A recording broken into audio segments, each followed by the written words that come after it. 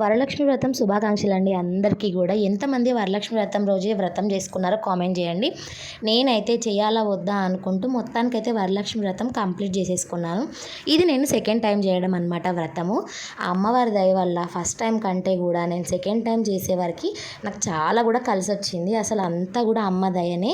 First time నేను నాకు అసలు ఏది కూడా లేకుండే ఉన్న దాంట్లో నేనైతే చేసుకున్నాను. కానీ నేను మళ్ళీ చేసుకునే వరకు నేను అదే మొక్కుకున్న, అమ్మ నాకు ఇయర్ అంత మంచి జరిగితే నేను ఇంకా కొంచెం ఎక్కువ మంచి చేస్తాను ఎట్లయితే మొక్కుకున్నానో ఆ అమ్మ నేను అనుకున్న దానికంటే కూడా నాకు ఇంకెక్కువ కలిగించింది. సో ఆ అమ్మవారి దయ వల్ల ఈసారి సెకండ్ టైం వరలక్ష్మి వ్రతం అయితే అసలు ఎంత మంచిగా కంప్లీట్ చేసుకున్నానో నేనైతే. ఇలాంటివి ఇంకెన్నో జరుపుకోవాలని అసలు మనస్ఫూర్తిగా మొక్కుకున్నాను అమ్మవారికి. నేను అనుకునే అన్నీ కూడా ఇచ్చింది ఆ అమ్మ నాకు. నెక్స్ట్ ఇయర్ ఇంకా మంచి చేసుకుంటా.